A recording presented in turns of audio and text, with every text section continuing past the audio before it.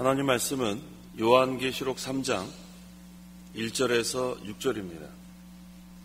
요한계시록 3장 1절부터 봉독하겠습니다. 너는 사대에 있는 교회 사자에게 이렇게 써라. 하나님의 7영과 7별을 가지신 분께서 이와 같이 말씀하신다. 내가 내 행위들을 알고 있으니 내가 살았다는 이름은 가졌으나 실상은 죽은 것이다. 너는 깨어 있어 남아있으나 죽게 된 것을 굳건하게 하여라. 이는 내 행위들이 나의 하나님 앞에서 온전하게 된 것을 찾지 못했기 때문이다. 그러므로 너는 어떻게 받았고 어떻게 들었는지 생각하여 지키고 회개하여라. 만일 내가 깨어있지 않으면 내가 도둑같이 올 것이니 어느 때 내게 올 것인지 네가 결코 알지 못할 것이다. 그러나 사대에 자기들의 옷을 더럽히지 않은 몇몇 이들이 있다. 그들은 흰옷을 입고 나와 함께 다닐 것이니 이는 그들이 합당한 자들이기 때문이다. 이기는 자는 이와 같이 흰옷을 입을 것이며 내가 그의 이름을 생명책에서 결코 지우지 않고 그의 이름을 내 아버지 앞과 그의 천사들 앞에서 시인하겠다. 귀 있는 자는 성령께서 교회들에게 하시는 말씀을 들어라. 6절까지 봉독했습니다. 이 목사님 대소지 제3장은 대지가 타락과 진리를 지킴, 또 소지는 사대교회 실상은 죽음, 빌라델비아 교회 문이 열림, 라오디게아 교회 차지도 덮지도 않음, 이렇게 세 가지 소주로 나눠졌습니다. 자, 이 시간은 사대교회에 대해서 증거하려고 합니다. 이 사대라는 도시는 현재 터키의 옛날 이름이 루디아입니다. 그 루디아의 수도가 바로 사대입니다. 이곳이 아주 번창한 도시였어요. 그래서 아주 사람들이 부유하고 또 부유하니까 안일한 그러한 생활을 하고 있었습니다. 그런데 다른 그런 도시와 같이 종교적으로는 시벨리 여신을 섬겼고 또 황제를 숭배하는 그런 상태에 있었습니다. 물질적으로 풍요하고 또 안일한 생활을 할 수 있는 환경에 있으니까 부도덕한 그런 생활도 하고 있었습니다. 그러한 도시에서 이 사대 교회가 영향을 받았어요. 그런데 이 사대 교회는 다른 소아시아 교회와는 달리 특별한 환난이나 위협이 있지는 않았어요. 있긴 있었지만 다른 교회에 비교해서 적었습니다. 그래서 항상 이 환경이 중요합니다.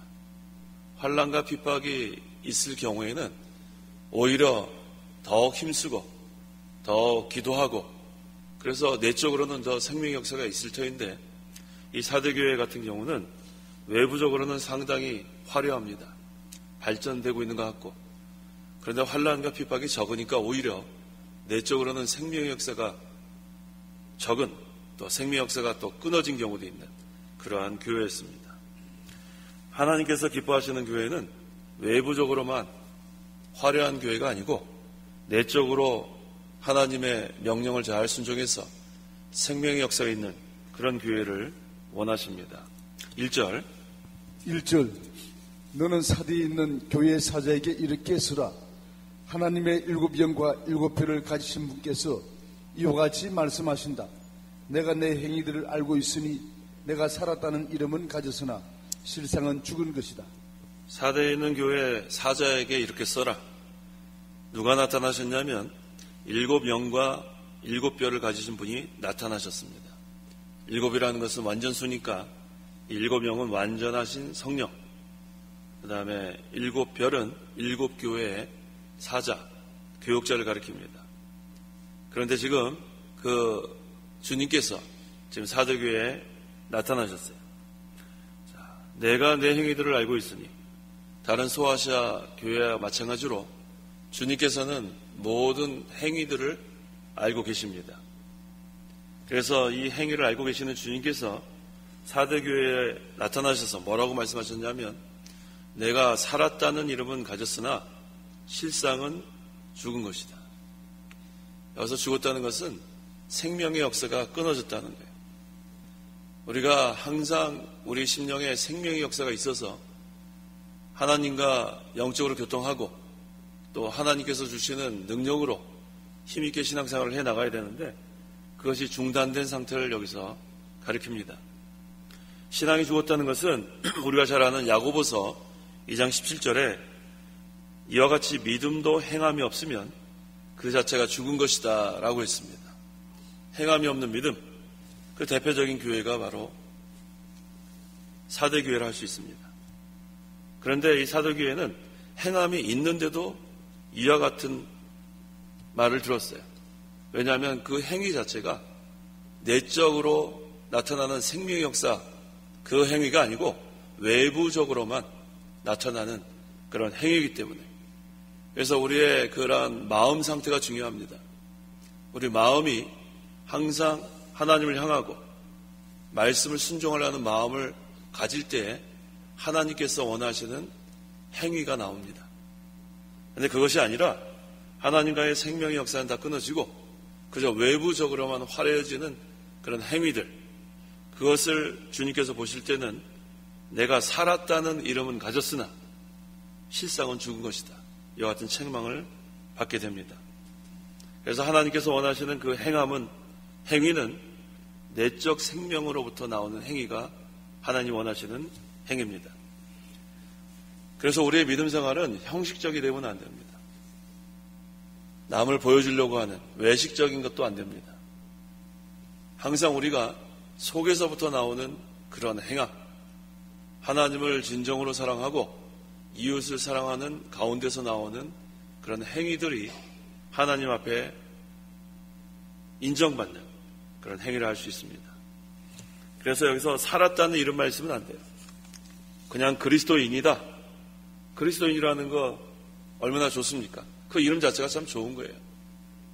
그런데 말뿐인 그리스도인, 속에는 기쁨도 없고 속에는 평강도 없고 그저 형식적으로 그리스도인으로 살아가는 것, 그것은 별 의미가 없습니다.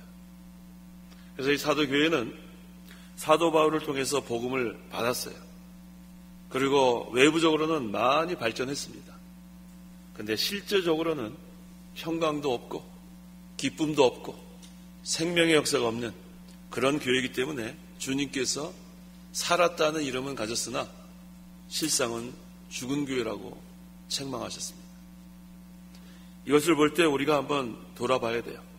나의 현재 상태는 어떤가? 그저 외부적으로만, 이름만 그리스도인인가? 실제로 나는 주님과 늘 교통하면서 마음이 기쁘고 마음이 평강이 있고, 근데 이 평강은 세상이 주는 평강이 아니라 그랬어요. 내가 너에게 평안을 주노니 이 평안은 세상이 줄 수 없는 평안이에요. 이것을 소유하고 있는 성도가 실상이 살아있는 성도예요. 실상이라는 것은 실제라는 거예요. 실제. 우리는 형식적인 신앙생활을 하면 안 돼요.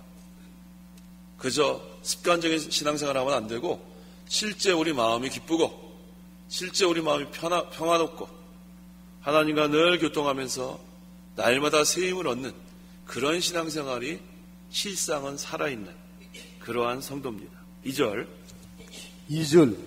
너는 깨어있어 남아있으나 죽게 된 것을 굳건하게 하리라.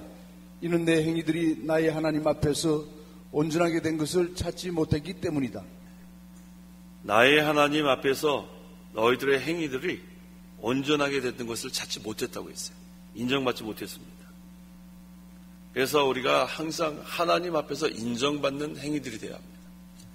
사람들에게 칭송을 받는 그러한 업적을 남기려고 하는 것이 아니고 실제로 하나님 앞에서 잘했구나, 내가 원하는 것을 이루었구나, 그것이 우리가 해야 될 사업이고 우리가 해야 될 행위입니다. 내 행위들이 나의 하나님 앞에서 온전하게 된 것, 이것은 살아있는 신앙 가운데서 나타나는 거예요. 하나님의 인정을 받는 게 우리의 목표예요. 그런데 많은 그러한 시간들을 우리는 사람들을 생각하면서 신앙생활 할 때가 있습니다. 설교도 사람들 마음에 맞춰야 되고, 또 기도도 하나님 앞에서만 하면 되는데, 또 사람 앞에서 또 기도하려면은 고민 많이 합니다. 무슨 단어를 써야 될까? 또 얼마나 해야 내가 좀 신앙이 있는 사람처럼 보일까? 그래서 대표 기도 한번 하려고 그러면은 소화가 안 된다는 사람이 있어요. 마음이 두근두근하고. 그게 하나님 앞에서 두근두근하고 하나님 앞에서 좀 바로 하려고 하는 그러한 상태면 좋겠는데, 내가 기도한 다음에 나를 사람들이 어떻게 생각할까? 그건 벌써 사람들 앞에서 하려고 하는 마음이 있는 거예요. 그래서 우리는 항상 하나님 앞에서가 중요해요. 코람데오, 우리의 생각하는 것, 또 우리의 말하는 것, 우리의 행동하는 것, 그것이 전부 다 하나님 앞에서 인정을 받을 수 있는 그러한 언행심사가 되어야 합니다. 그래서 가장 중요한 것은 하나님을 사모하는 마음이 있어야 돼요. 진리를 사모하는 마음이 있어야 되고, 또 하나님께 부르짖으려는 마음이 있어야 되고, 그럴 때 하나님께서는 인정하세요. 네가 나를 사모하고 있구나. 진리를 사모하고 있구나. 그래서 네가 지금 나에게 부르짖고 있구나. 하나님께서는 그것을 원하시는 거예요. 하나님은 다른 거 보지 않고 우리의 마음을 보십니다. 사람은 외모를 보지만, 외부적인 것을 보지만, 하나님께서는 우리의 내적인 것. 그래서 잎사귀만 풍성한 그러한 무화과 나무가 되면 안 됩니다. 열매를 맺는 무화과 나무. 그거 하나님 원하시는 거예요. 열매를 찾고 계시는 거예요. 그런데 열매는 하나도 없고 쓸데없이 잎사귀만 무성한 것. 그게 바로 외부적으로만 화려하고 내적인 생명의 역사가 없는 상태를 말합니다. 그래서 우리는 항상 심령이 가난해야 돼요. 어떻게 해야 돼요? 심령이 가난해야 돼요.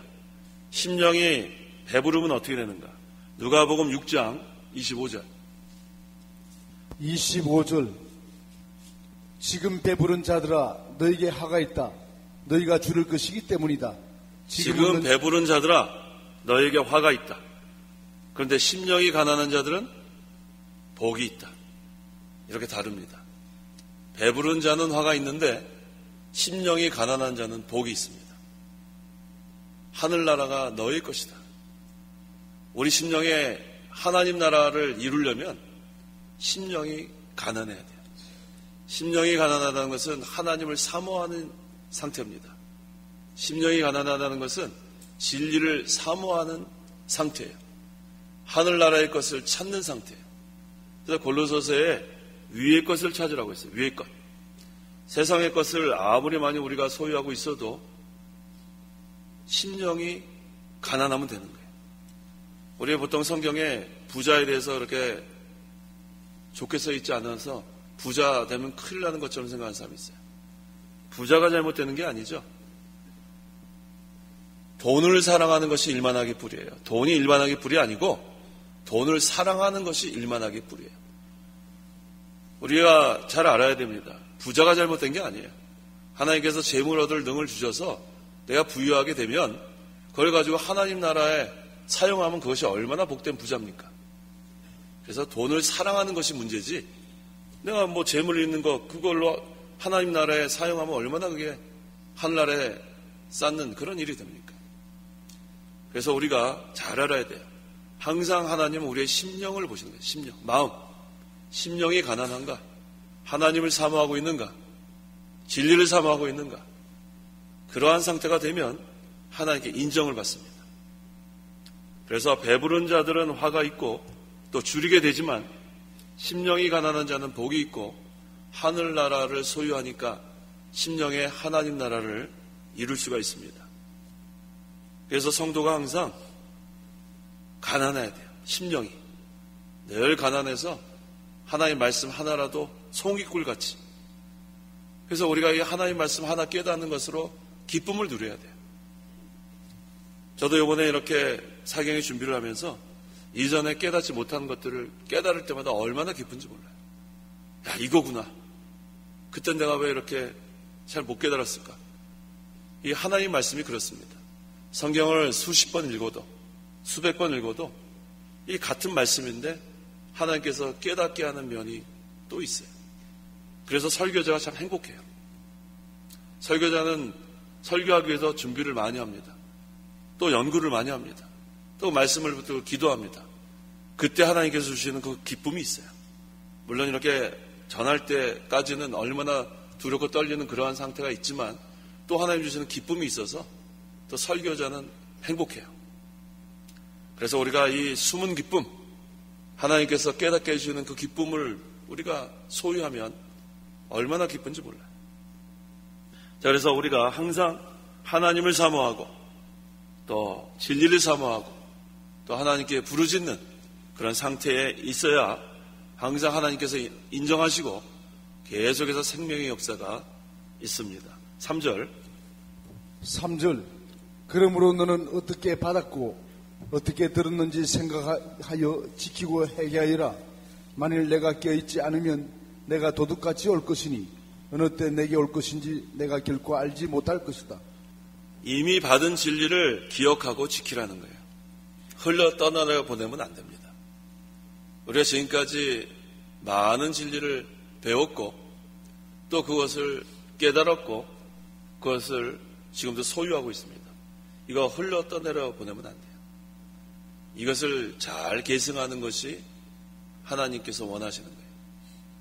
하나님은 하나님의 계명들을 지키는 것을 기뻐하십니다. 그래서 하나님을 사랑하는 자는 하나님의 계명을 지킨다고 했어요. 그런데 그것은 무거운 것이 아니라고 했습니다. 왜 하나님의 계명을 지키는 것이 무거운 것이 아니냐면 성령께서 우리를 말씀으로 중생시켰기 때문에 그래요. 죽었던 영혼인데 성령께서 말씀으로 진리로 우리를 거듭나게 하니까 이 중생한 영은 진리를 좋아합니다. 진리를 사모합니다. 진리대로 사는 것을 좋아합니다.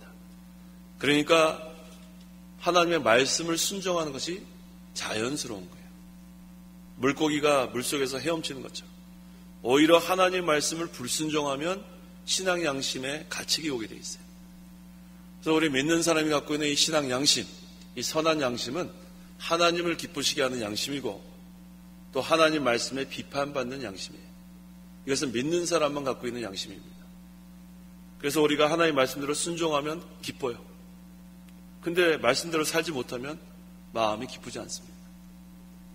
그래서 우리가 항상 이 받은 진리, 이것을 늘 기억하고 이걸 지켜나가면 거기 안에서 평강과 기쁨이 있는 거예요.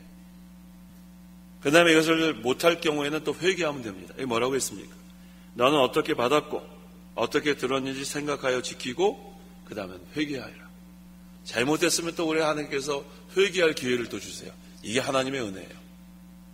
이게 믿는 자가 받은 복이에요. 회개할 수 있는 게 하나님의 은혜예요.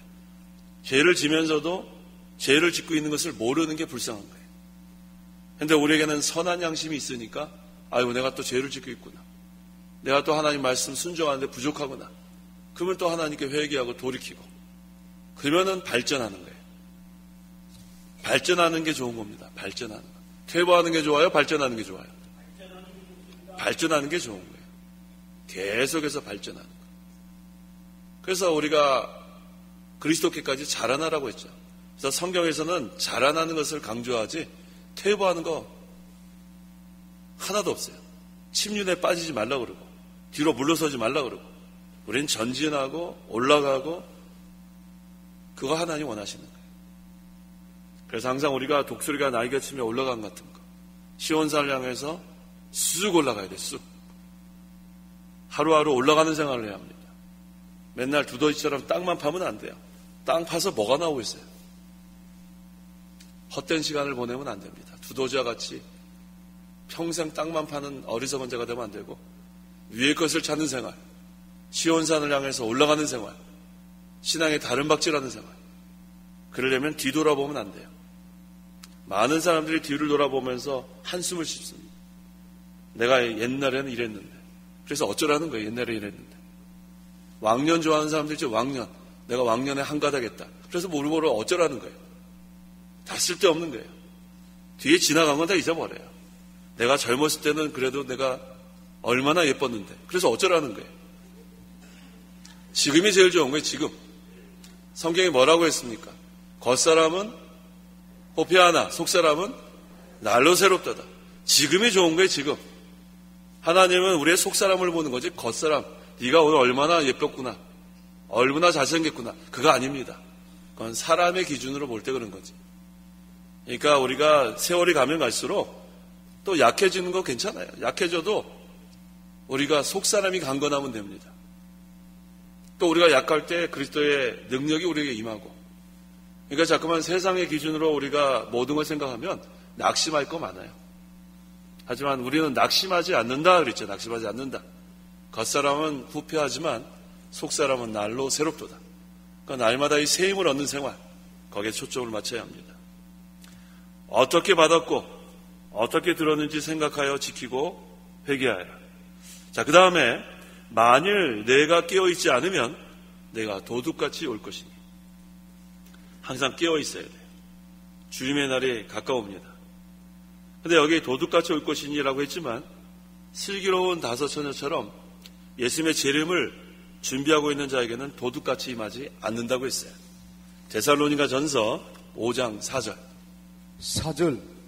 그러나 형제들아 너희는 어두움에 있지 않으므로 그날이 도둑같이 너에게 이르지 않을 것이니. 주님의 재림을 준비하지 않고 있는 자들에게는 도둑같이 오지만 항상 깨어서 주님의 재림을 기다리고 사모하고 준비하고 있는 자들에게는 도둑같이 이르지 않습니다. 4절. 그러나 사대에 자기들의 옷을 더럽히지 않은 몇몇 이들이 있다. 그들은 흰 옷을 입고 나와 함께 다닐 것이니 이는 그들이 합당한 자들이기 때문이다. 자기들의 옷을 더럽히지 않은, 이건 무슨 뜻이냐면 신앙의 정조를 더럽히지 않은 것을 가리킵니다. 신앙의 정조를 지키고 계속해서 거룩한 생활, 구별되고 정결한 생활을 하라는 겁니다. 그래서 신앙의 정조를 더럽히지 않으려면 마귀를 대적해야 돼요. 마귀는 온갖 음란하고 더러운 거, 이거 자꾸만 이 욕심, 그걸 격동시켜가지고 마음으로 죄짓게 하고 눈으로 죄짓게 하고 손으로 죄짓게 하고, 이게 전부 다 마귀의 역사입니다. 그래서 우리 마귀 대적하지 않으면 신앙의 정조를 지키는 게 쉽지 않습니다. 그래서 항상 우리가 거룩한 생활을 기억해야 돼요. 구별되고 정결한 생활. 깨끗하게 우리가 신앙생활을 하려면 어떻게 해야 되는가? 베드로전서 1장 22절. 너희가 진리를 순종함으로 너희 영혼을 깨끗하게 하여 진리를 순종해야 영혼을 깨끗하게 한다고 했어요. 진리를 순종하는 거예요. 말씀대로 살아가면 하나님께서 기뻐하시는 그러한 정결한 생활을 해나갈 수 있습니다. 환난 가운데서 옷을 더럽히지 않는 것, 이게 참 쉬운 일이 아니에요. 환난 가운데서. 그런데 이 옷을 더럽히지 않는 사람이 있었어요. 여기 몇몇 이들이 있다고 했죠. 이건 적은 무리입니다. 어느 시대에나 신앙의 정조를 지키는 그런 사람들이 있는데 그 수가 많지는 않아요. 그래서 좁은 문이고 좁은 길입니다. 그게 바로 생명의 길이에요. 그런데 하나님께서는 어느 시대나 끝까지 신앙의 정조를 지킨 사람을 인정하십니다. 그런 자가 상급을 받는 거예요. 그런데 누가복음 12장 32절에 적은 무리여 두려워하지 마라, 이 말씀이 있어요. 너희 아버지께서 그 나라를 너에게 주기를 기뻐하신다.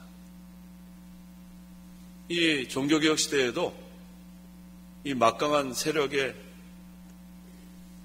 개혁의 그러한 정신으로 그 일을 완수한 사람의 수는 많지 않아요.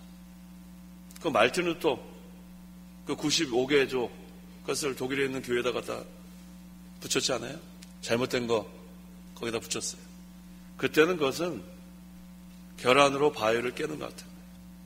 결안으로 바위를 깰 수가 없어요. 인간의 그러한 연약성을 여기서 말하는 거예요. 한 사람의 종교개혁가가 무슨 힘이 있습니까? 또 몇 사람의 종교개혁자들이 무슨 힘이 있겠어요? 하나님이 그들을 사용하신 거예요. 그걸 잘 기억하세요. 할 수 없다 하면 안 돼요. 할 수 없다. 인간의 생각으로는 할 수 없는 게 너무나 많습니다. 그런데 하나님은 적은 무리라도 그 무리를 사용해서 일해 나가시는 거예요. 그래서 만능의 하나님이에요. 하나님이 직접 하실 수도 있지만 하나님께서는 어느 시대나 이렇게 보면 적은 무리들을 신앙의 정조를 지키게 하시고 그들을 사용해서 하나님의 진리운동을 해나가는 것을 교회사를 보면 알 수 있습니다. 그래서 이 누가복음 12장 32절은 상당히 중요한 말씀이에요. 한번 따라해 보세요. 적은 무리여 두려워하지 마라. 인간의 힘으로 하는 게 아닙니다. 적은 무리가 무슨 힘이 있어요? 보리떡 5개와 물고기 2마리, 보리빵 5개와 물고기 2마리가 무슨 힘이 있어요? 하지만 하나님이 역사하시니까 10,000명이 넘는 사람이 그것으로 배불리 먹을 수 있었어요. 조금씩 먹었을 것 같아요? 배불리 먹었을 것 같아요? 어떻게 알아요? 나중에 12광줄이 남았잖아요. 먹고도 남은 게 있어요. 남은 게. 만약에 배고팠으면 그거 남겠어요? 그거 다 집어먹지? 하나님은 그렇게 일하시는 거예요. 보리빵이고 무슨 대단한 그게 뭐가 있어요? 자, 우리도 다 보리빵 같은 그런 자들이에요. 보리빵. 또 제가 이렇게 말하면 보리빵 좋아한다는 얘기 하지 마세요. 그게 초점이 아니에요, 지금. 보리빵은 쓸데없는, 별로 존재 가치가 없는 그걸 말하는 거예요. 우리도 마찬가지예요. 예수 믿기 전에는 쓸모없고 비천하고 어리석고 연약한 그런 자들인데 이제 예수님을 믿어서 하나님의 자녀가 되고 하나님의 종이 됐습니다. 그래서 이제는 하나님께서 적은 무리라도 그러한 신앙의 정조를 지키는 하나님의 종을 들어서 사용하시는 거예요. 그러면 어떻게 되냐면 신앙의 정조를 계속 지켜나가야 돼요. 신앙의 정조를 지키는 자를 하나님께서 기뻐하십니다. 신앙의 정조를 지키는 자는 진리를 순종하는 자들이에요. 성경 말씀대로 계속해서 순종해 나가는 자들. 자, 5절과 6절. 5절. 이기는 자는 이와 같이 흰옷을 입을 것이며 내가 그의 이름을 생명책에서 결코 지우지 않고 그의 이름을 내 아버지 앞과 그의 천사들 앞에서 시인하겠다. 기는 자는 성령께서 교회들에게 하시는 말씀을 들으라. 흰옷을 입을 것이며 거룩하게 된다는 그런 뜻입니다. 자기 구원을 잘 이루어 나가고 거룩한 그리스도의 형상을 닮아 나가야 돼. 그렇게 되면 정결해지고 또 흰옷을 입는 생활을 하게 됩니다. 근데 이것은 날마다 우리가 힘을 써야 돼요. 날마다. 하나님께서는 날마다 우리에게 새 힘을 주십니다. 새 날을 주시면 또 그날 새 힘을 얻는 거예요. 그래서 우리가 힘을 아껴놓을 필요 없어요. 나 이거 오늘 좀 아껴놨다가 내일 써야지. 그럴 필요 없어요. 내일은 또 하나님께서 내일 힘을 주시는 거예요. 그래서 우리 한날 하나님께 주시는 것을 다 전력 질주해야 돼요. 전력 질주. 그래서 제일 그 어리석은 자가 뭐냐면 나 내일 또 일해야 되니까 오늘은 건성건성해야 되겠다. 근데 잠을 잤는데 내일 눈이 안 떠져요. 그럼 내일은 없는 거예요. 한날 하나님께서 우리에게 허락하신 이 시간을 귀중히 여겨야 돼요. 우리가 이번에 이렇게 사경에 얼마나 감사한지 몰라요. 오늘 이렇게 모였습니다. 새벽 예배. 또 좀 이따 오전 예배 모일 거고 오후 예배 모일 거고 그 다음에 또 내일 마지막 날이 있는데 내일 우리가 다 눈 뜰 것 같아요? 확신을 가질 사람이 한 명도 없어요. 저도 그렇고 성도 여러분도 그렇고. 우리 오늘 하루 은혜를 사모하고 오늘 하루 충성하고 그 다음에 내일 또 하나님께서 생명을 연장시켜 주시면 또 내일 충성하는 거예요. 그건 뭘 의미하냐면 오늘 하루 우리가 전력을 다해야 돼요. 그게 바른 신앙생활이에요. 내일 해야 되겠다. 자꾸만 내일 해야 되겠다 미루지 마세요. 하나님께 우리가 할 일이 있으면 오늘 다 하세요. 충성을 다해야 돼요. 또 내일을 위해서 걱정도 하지 마세요. 뭐들을 걱정해요. 내일 하나님께서 또 새 힘을 주실 텐데. 그러니까 한날을 우리가 감사하고 하루에 우리에게 맡겨진 직분, 사명을 우리가 충성을 해야 합니다.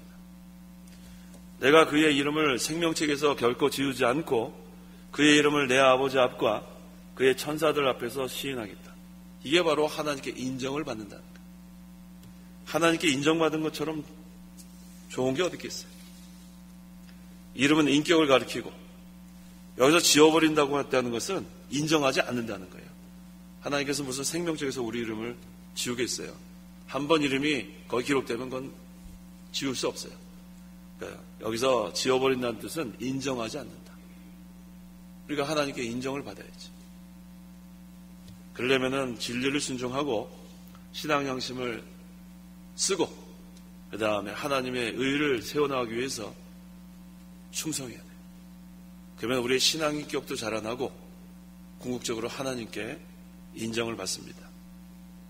하나님께서 기뻐하시는 교회는 생명의 역사가 있는 교회, 생명의 역사가 있는 교회. 이파리만 무성한, 외부적으로만 화려한 사람이 엄청나게 많이 모이는, 하나님께서는 그것을 우리에게 명하시지 않았고 생명의 역사가 있는 교회인가. 그래서 큰 교회는 진리가 큰 교회가 큰 교회. 얼마만큼 진리대로 세워졌는가, 얼마만큼 진리를 세워나가고 있는가, 얼마만큼 진리를 순종하고 있는가.